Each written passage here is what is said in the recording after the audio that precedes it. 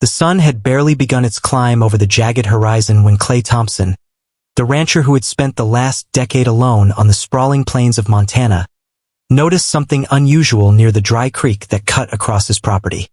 His mornings were usually predictable: feeding the horses, checking fences, and listening to the wind whistle through the open fields.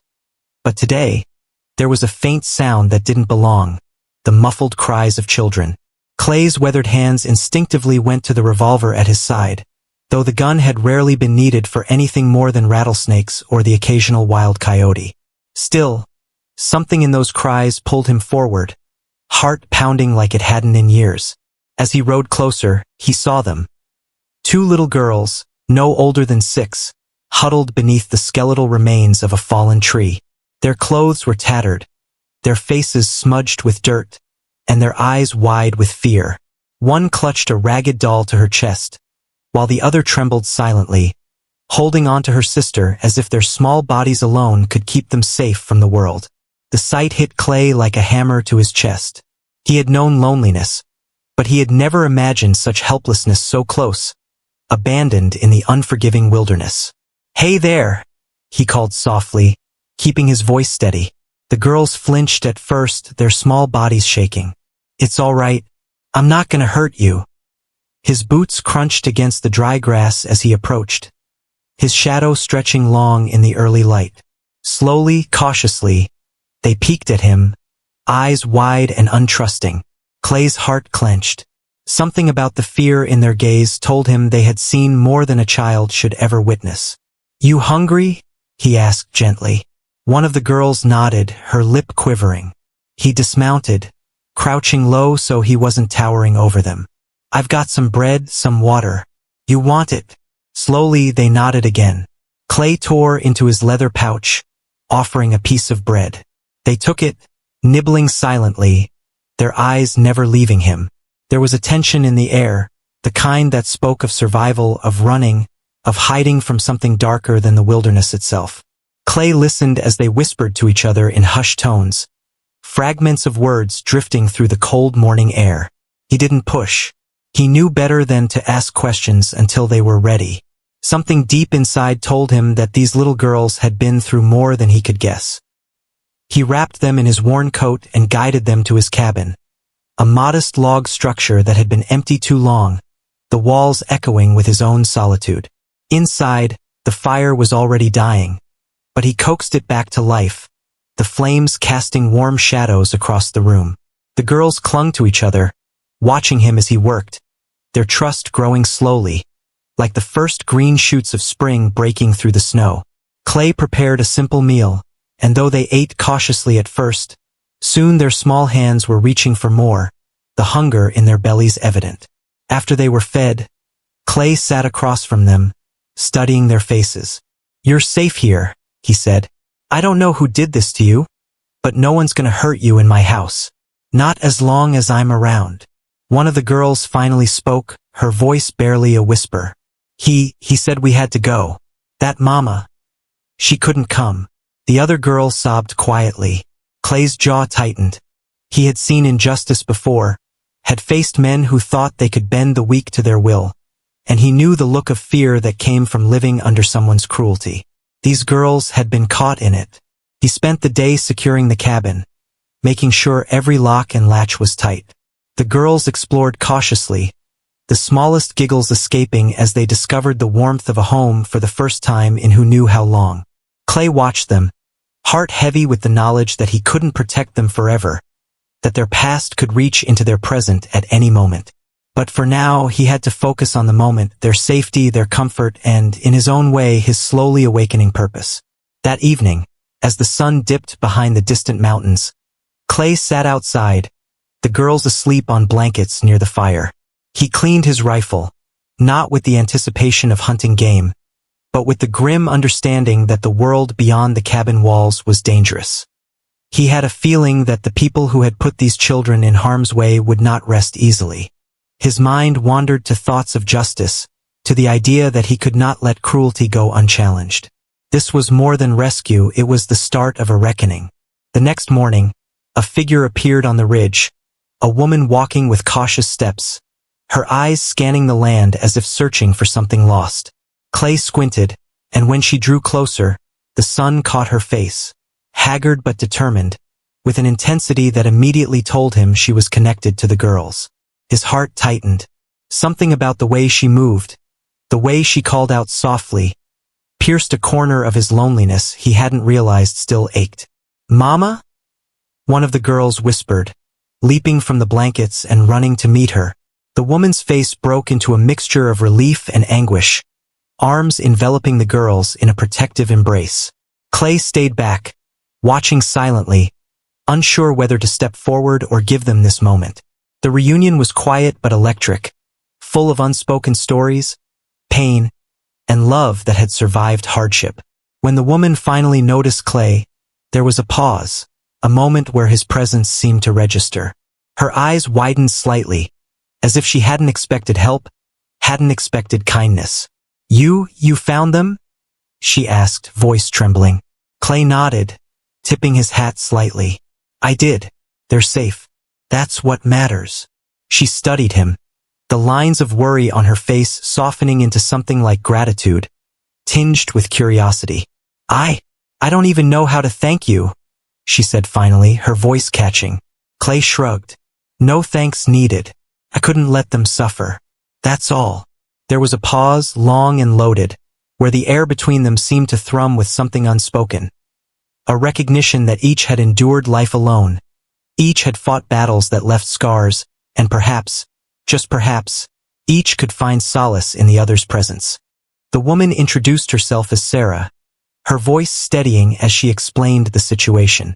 The girl's father had vanished long ago, leaving them with a distant relative who had proven cruel and neglectful. She had spent months tracking down rumors, hoping against hope that her children were alive. When Clay's cabin appeared over the horizon, she had felt a mixture of dread and hope, and finding them safe shattered both. As the day passed, Clay showed Sarah around the cabin and the surrounding ranch. She moved with purpose, helping him with small tasks, repairing fences and tending to the animals. There was a quiet rhythm between them, unspoken yet deeply present, where gestures of care and attention began to fill the spaces of their solitude. They shared stories of survival, of hardships endured, and through the exchange, a bond started forming, tentative but undeniable.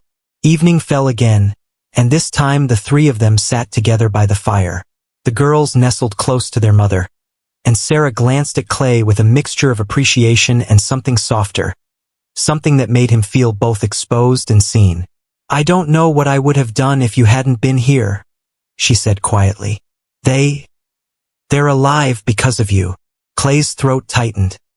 He hadn't expected this, hadn't thought his life could change in such a sudden way, but looking at Sarah and the girls, he felt a stir of hope, of connection, of a future that might not be so lonely after all.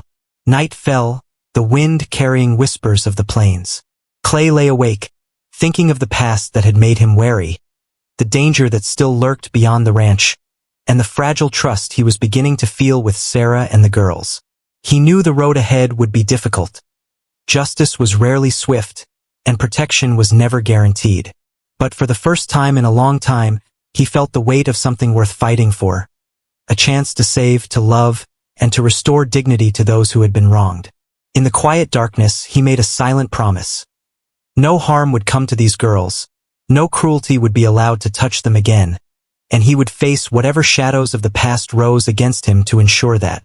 And as he listened to the soft breathing of the children and the steady presence of Sarah nearby, Clay realized that perhaps, just perhaps, life had finally given him a purpose greater than solitude, something worth risking everything for. Clay woke before sunrise, same as every morning, but something in the air felt different now. For years his mornings had been filled with nothing but chores and silence, the kind that made a man forget what gentle voices even sounded like. But now, when he turned toward the small room near the kitchen, he heard soft breathing, children sleeping safely, a mother protecting them close. It struck him harder than he expected. He stood by the window for a long moment, watching the land bloom under early light, wondering how life had changed in just a single day. Sarah emerged quietly, her hair still messy from sleep, her eyes tired but softer than yesterday. Clay felt something awkward rise in him, something like nervousness, though it had been so long he barely recognized the feeling.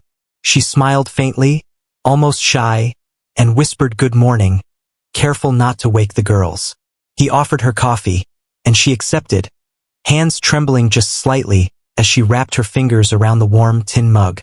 They sat outside, letting the crisp morning wind wash over them, neither speaking much at first. Clay noticed how Sarah studied the land, as if trying to memorize every piece of it. Maybe because she wasn't sure how long she'd get to stay. There was fear beneath her steady voice, fear that whatever darkness she had escaped might return. He noticed it in the slight shake of her breath and the way she glanced over her shoulder more often than a simple mother would. Finally, she sighed, voice breaking. I know you're wondering. What happened? How they ended up alone out there? Clay didn't push. He only nodded, letting her speak in her own way, in her own time. Their father was a good man once, she said softly. But when he disappeared, his brother took control. At first, I tried to believe he cared about them, but he wasn't a man meant to raise children. He grew mean, angry at life, angry at everything. He blamed me for things I couldn't change. Clay listened carefully, but he noticed she avoided saying one thing directly, how badly she must have been treated. Her eyes told enough. There were things she had lived through that no woman should ever face alone. Clay tightened his jaw, looking across the land as if he could already see the man responsible riding toward them. Do you think he'll come after you? He asked. Sarah swallowed, voice low. He already did. Twice. Her eyes darkened, and for a moment Clay saw fear turn to something harder, something almost like defiance. He doesn't give up easily. Clay felt something heavy settle inside him. Responsibility, yes, but also something more personal. He cared. He wasn't sure when that happened, maybe the moment he saw her with her children, protecting them like every breath depended on it. For the next few days, things felt strangely peaceful, almost like a family beginning to grow roots.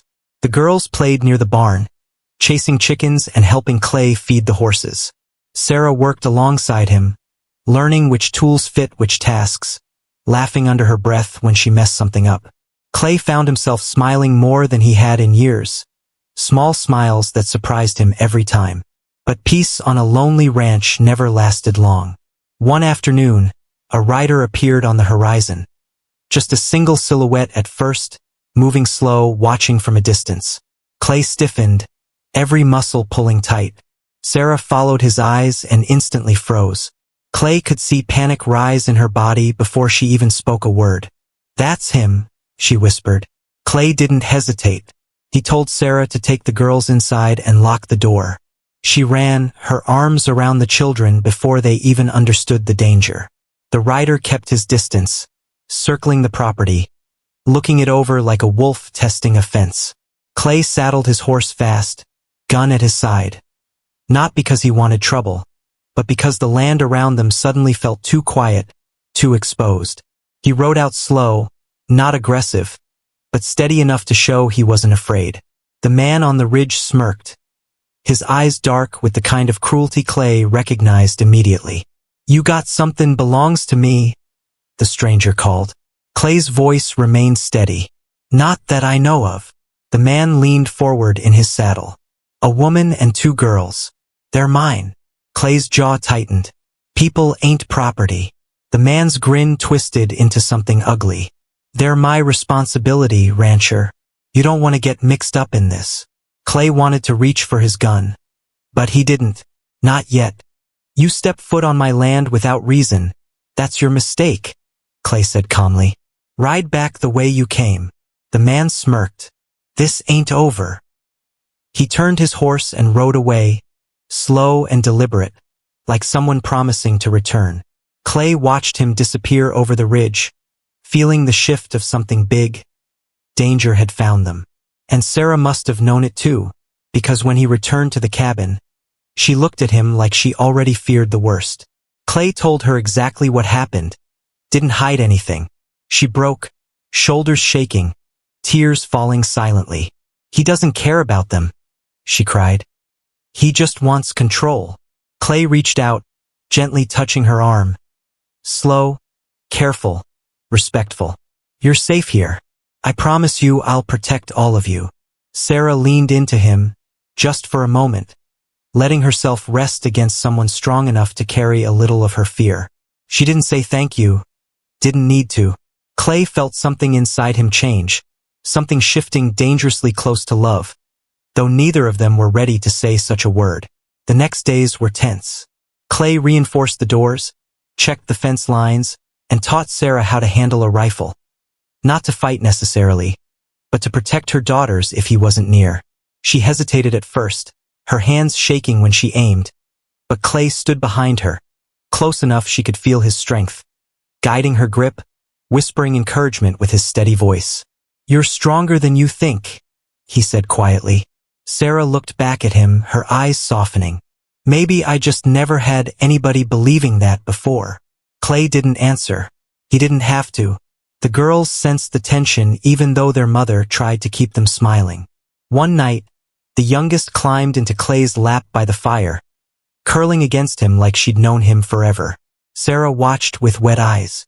Clay held the child carefully, almost scared of how gentle he felt. Later, when the girls slept, Sarah sat close to him under the dim lantern light. There were no more words left between them, but the silence felt full of hope, fear, something like love slowly growing in the dark. Clay didn't sleep much that night. He sat by the window, rifle across his knees, watching the land and thinking about justice, thinking about Sarah's suffering, and feeling something rise in him that he hadn't felt in years. Purpose. The man returned a week later, not alone this time. 2 riders appeared on the west side of the ranch, forcing Clay to confront them. Sarah trembled, but Clay kissed her forehead softly, whispering to stay inside. The kiss was innocent, gentle, but it shook them both like thunder. Clay rode out alone, determined. The 3 men spread out, blocking his path. Their voices were loud, accusing, threatening to take the girls by force. Clay stood firm, calm like the mountains behind him. She's not going anywhere, he said quietly. Not unless she chooses it. The uncle spat, shouting that Sarah was nothing, that the girls were his property. Clay didn't raise his gun until the man lifted his first. Shots rang across the valley, loud, echoing, terrifying. Clay's horse reared, bullets tearing through the cold afternoon air. Dust flew around them as Clay fired back, hitting one rider's arm, watching them scramble. The fight wasn't long, but it was enough to scare them off. Sarah ran outside, dropping to her knees beside Clay, sobbing into his chest. His arm wrapped around her instinctively, protectively, almost like it had been waiting years to do exactly that. That night, they sat close by the fire, Sarah leaning against him, Clay's hand resting gently over hers. They didn't talk much about the gunfire or danger, they talked about the future. A place where the girls could grow safe, where Sarah could breathe again, where Clay didn't have to eat breakfast alone. She looked at him through soft firelight, eyes vulnerable but trusting. I don't know what tomorrow brings, she whispered. But today, I'm grateful. Clay lifted her hand slowly, kissed it with trembling care, his voice rough. I ain't letting anyone hurt you ever again. The girls slept peacefully that night, for the first time without fear. And though danger still lingered somewhere out in the world, Clay felt something unbreakable forming right there inside his cabin. A promise, a bond, a love slowly carving its way through 2 broken hearts. He wasn't just protecting them anymore. They were saving him too. And in the quiet darkness, with Sarah asleep beside him and the girls safe in their room, Clay finally allowed himself to believe that maybe love could rise out of the hardest storms. And maybe justice didn't just punish, it healed. Clay woke with a heaviness in his chest, as if the field outside carried a storm that hadn't quite broken yet. Sarah was already up, stirring the stove quietly so she wouldn't wake the girls. When she turned toward him, she offered a small, soft smile, the kind that felt like sun after long winter shadows. Clay tried to smile back, but the worry in his eyes spoke louder than any words. Sarah set the coffee pot down and sat beside him, close enough their shoulders brushed gently. "You think they'll be back?" she asked quietly. Clay didn't answer right away, looking out the window across the long stretch of dry land. "Men like that don't quit easy," he finally said. "But I'm ready." Sarah took a slow breath, almost like she was scared of the answer she already knew. Clay could see fear in her, but there was something else too. A strength growing each day. She stood on her own feet instead of under someone else's command. He admired that, maybe more than he should. The girls woke with sleepy giggles and hungry bellies, chasing each other around the cabin, while Sarah pretended not to smile too wide. Clay watched the little scene unfold, surprise heavy in his heart. He never thought laughter would fill these walls. He never thought a woman would be standing at his stove, humming soft, her hair falling gently over her shoulder, while children ran across his floor. He'd spent years thinking he didn't deserve something like this. Now it was here, fragile as a candle flame, but burning brighter than anything he had left. Later that day, Clay took Sarah and the girls to the barn, teaching them how to brush the horses. The girls giggled when the horses snorted warm breath on their faces. Sarah laughed, startled, trying to remember what laughter even felt like. Clay leaned against the post, watching her, feeling something quiet but powerful stirring inside him. He didn't say anything, but Sarah caught his gaze, and for the smallest moment, her eyes held his like she wasn't afraid of being seen anymore. But peaceful moments didn't last long on open land. As the day stretched low, a ranch hand from the nearby town rode in hard and fast. Clay stepped forward, one hand on his gun, instinct sharp. The rider was panting, sweat dripping from his brow. "They're looking for you," the man gasped out. "Word's gone around the valley. Somebody out here's hiding a woman and children ain't theirs." Clay's jaw clenched. Sarah's face drained pale. "Sheriff knows?" Clay asked. The rider nodded. "Your name's come up. Some folks say you took him against the law. Others say someone in town's threatening the sheriff if he doesn't go fetch him." Sarah's hands shook. "He's trying to use the law now," she whispered. "Even after everything he's done?" Clay nodded grimly. "Men like him use whatever they can. Fear, power, now the law." He thanked the rider and sent him off, then turned to Sarah. She looked like the world had shifted underneath her feet again, like she was falling back into old terror. Clay stepped close, lifting her chin gently so she would look at him. "You are not alone anymore," he told her firmly. "And nothing is taking you from this place unless you want to leave." Tears filled her eyes, her hands gripping his arm as if it was the only solid thing she could hold. Clay wrapped her in his arms, feeling her tremble against him, feeling how much she needed someone steady. And Lord help him, he wanted to be that man more than he had ever wanted anything. The next morning Clay rode into town alone. Sarah begged him not to go, but he kissed her forehead soft, slow, and promised he'd return.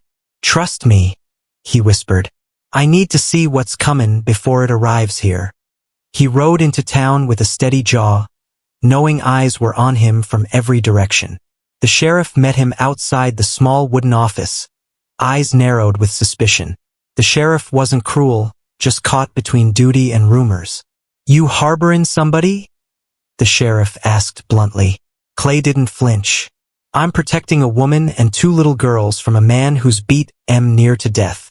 The sheriff shifted uneasily. "That man claims they're his blood and says you're keeping em illegal." Clay stiffened. "Blood don't give a man rights if he's cruel." Some men nearby muttered under their breath, unsure who to believe. The sheriff scratched his jaw. "You know the law don't look kindly on taking children without court say-so." Clay leaned forward, voice low. "You come for them without listening, and you'll be helping a monster take them back." The sheriff nodded slowly, weighing Clay's words like a man trying to find his morality between law and justice. "I'll go talk to the woman myself," the sheriff finally said. "I'll hear her side." Clay felt relief but also fear. Sarah would have to tell her story. She'd have to face everything she escaped. When he returned home, Sarah was out front waiting, pacing like she'd been counting the minutes he was gone. The moment she saw him, her breath rushed out in relief she couldn't hide. Clay dismounted, and Sarah stepped close, touching his chest as if needing to make sure he was really there. "You're all right?" she whispered. Clay brushed a strand of hair behind her ear, his voice low and warm. "Yeah, I'm all right." Her fingers stayed gently against his shirt a little too long, and Clay didn't move away. They stood there in a quiet that spoke louder than any words. Days passed with heavy waiting. Sarah practiced with the rifle each morning, growing steadier, bolder. Clay watched her with pride and something deeper than pride. She learned to ride better too, Clay lifting her gently into the saddle, his hands holding her waist longer than necessary, her breath catching every time his touch lingered. They didn't talk about it, but they felt it. One night, under thick stars, Clay and Sarah sat beside the fire, the girls asleep inside. Sarah broke the silence first. "Clay." He turned toward her slow, listening. "I don't know what you want from your life, or if you ever plan to share it with someone." She paused, voice trembling. "But I never thought I'd find kindness like yours." Clay swallowed hard, every part of him fighting to find the right words. "I ain't been good at needing people," he said quietly. "But I want you here, not just out of duty, but because I care about you." Sarah's breath faltered, her eyes shimmering with something tender and scared. "Are you sure?" Clay reached for her hand, slow and gentle, like she was something sacred. "I ain't sure about much these days, but I know this. I want to protect you, and I want you to stay." Sarah shuddered with emotion, touching his face softly like she wasn't sure if she was allowed to. Clay leaned closer, his lips brushing hers gently. Slow enough she could pull away, soft enough to be a promise. Sarah didn't pull away, and when their lips met, it wasn't rushed, wasn't desperate. It was two lonely hearts finding each other in a world that had given them every reason not to hope. They didn't speak much after, just held on to each other while the fire cracked and the night wrapped around them like a quiet blessing. But even love didn't silence danger, because at sunrise, gunfire echoed from the ridge. Clay jerked awake, reaching for his rifle, his body suddenly filled with fear he'd never known before. Not for himself, but for the woman sleeping against his shoulder and the two little girls depending on him with their whole world. Sarah screamed for the girls as Clay ran out the door toward the bullets, because he knew exactly who was firing. And because nothing in this world was going to take them away from him now. Not law, not fear, not blood, not fate. Clay would rather die than see that happen. And for the first time in his life, he had something worth dying for. Clay didn't wait for sunrise. The smoke trail stretched across the hills like a warning, and every mile he rode, his heartbeat hammered louder. The girls clung to him on the saddle, both crying, "Mama's there! Mama's there! Hold tight!" he whispered, voice raw. When they reached the cabin clearing, Clay froze. A rough group of riders circled Sarah like wolves. She stood in front of the tiny cabin door, shaking, but refusing to move aside. "You're not taking my girls again," she said, voice trembling but strong. The men laughed. "Lady, those ain't yours. They were abandoned." "Lies," Clay thundered, stepping off his horse. The men recognized him, the quiet rancher with a reputation for minding his own land. But tonight he didn't look quiet. He looked furious. One man hissed, "Careful, cowboy. We got law on our side." Sheriff declared those girls property of the foster office. Clay stepped in front of Sarah. "Sheriff's out of town," he growled, "and anybody trying to steal children on my land won't leave standing." The wind died. Everything went silent. Sarah's breath hitched. Then one of the men lunged forward, grabbing her arm. And in that moment, Clay moved faster than anyone expected. He tackled the man to the dirt, pinning him with pure force. "Touch her again," Clay snarled, "and I'll dig your grave myself." The remaining riders backed toward their horses, not willing to fight a man who looked like justice itself. Finally, the lead rider spat dirt, eyes furious. "This ain't over." "Yes," Clay said low, deadly calm. "It is." They rode away. Fast. Sarah collapsed to her knees, shaking. The twins ran to their mother, holding her like she might disappear again. Sarah cried into their hair, whispering thank you again and again. Clay stood there silently, Not a hero, just a man who finally made something right. He removed his hat, voice rough. Nobody's ever talking them again. Not while I breathe. Sarah looked up at him through tears, and somewhere deep inside Clay, something long dead began to live again. Sarah couldn't stop shaking even after the riders were gone. The twins pressed against her sides like little shadows, afraid to let go. Clay knelt beside them, voice low. You're safe now, I promise. But Sarah suddenly pulled back, fear in her eyes. Clay! They weren't lying about everything. Clay's jaw tightened. Meaning? She swallowed hard, pain tightening her voice. I lost custody months ago. Not because I wanted to. Because someone reported I wasn't fit to be a mother. Clay looked at the bruises fading along her arms. Who reported you? Sarah's voice cracked. Their father. The words hit Clay like a rifle shot. The girls flinched at the name, small bodies trembling, and Clay slowly understood. This wasn't just danger.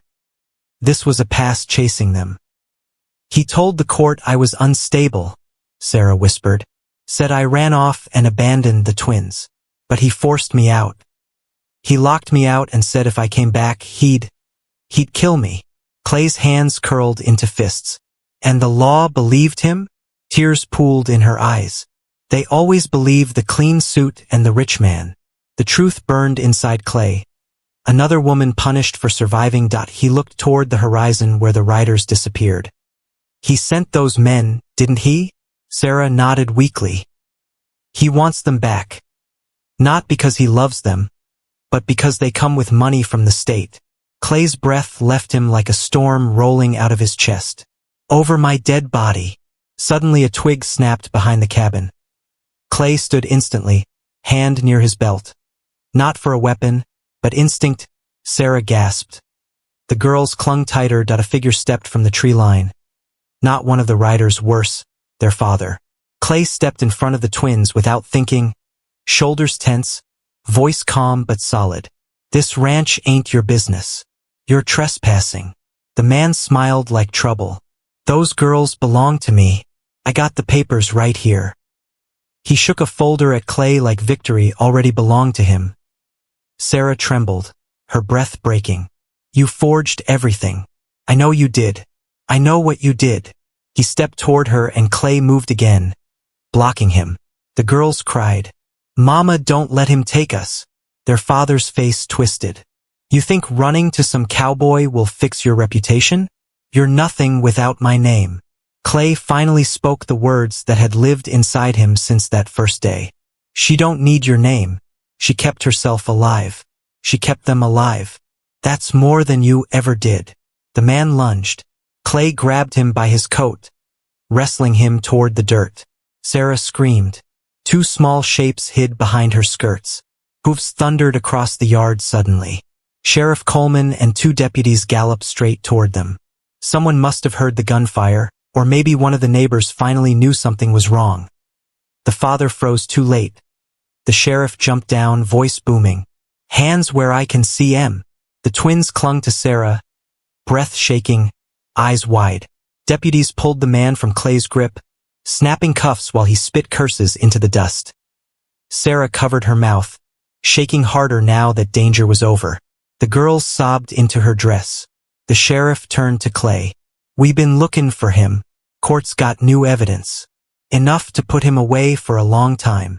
Clay didn't say a word. But Sarah did. I told them. Nobody listened. She cried without sound, like years of silence finally cracked open. The sheriff tipped his hat. They're listening now, ma'am. The father was hauled into the wagon. Dust settled. Quiet rolled over the ranch like a long-needed sunrise. Sarah's legs gave out and she sank onto the porch step, shaking. Clay dropped beside her, not touching, just close enough she felt him steadying her breath. It's over, he said softly. She shook her head, tears blurring her words. Nothing is ever really over for women like me. Clay looked at her then, really looked, like he understood things most men never tried to understand. Maybe not before, but it is now. The twins climbed into her lap, tired, scared, but home. Clay stood and walked a few steps away, giving them space, staring toward the land like he suddenly needed more air in his lungs. Sarah called gently, voice soft, fragile. "Clay!" He turned, she wiped her face, the tiniest hopeful light in her eyes. "Don't go far." His chest tightened. "I ain't going anywhere." Weeks passed. Court hearings, statements, truth finally allowed sunlight. Neighbors testified. Old bruises told their own story. The truth always had a weight of its own. Once custody was restored, Sarah walked out of the courthouse holding both girls' hands. Clay waited outside leaning against his truck, hat in his hands like the moment mattered more than he knew how to say. Sarah lifted her chin. "We're free." Clay smiled slow, proud. "You always deserved to be." She took a step closer. The twins ran ahead to see his horse tied near the sheriff's office. She stood near him, voice almost a whisper. "I don't know how to thank you." He looked away, shy, eyes soft. "Don't need thanks. You saved my girls," she insisted. "And you saved me." Clay shifted, searching for words like a man who'd never been taught how to talk about feelings. "Sometimes people just need someone who believes them." She breathed out slowly. "I'm not used to being believed." Clay finally met her eyes, gentle but powerful. "Get used to it." The ride back to the ranch felt different this time. Not danger, not rescue, something else. The air warmer, the sky brighter, the world finally letting them breathe again. That night the twins fell asleep curled against Sarah on Clay's old sofa, both of them holding his worn bandana like a blanket.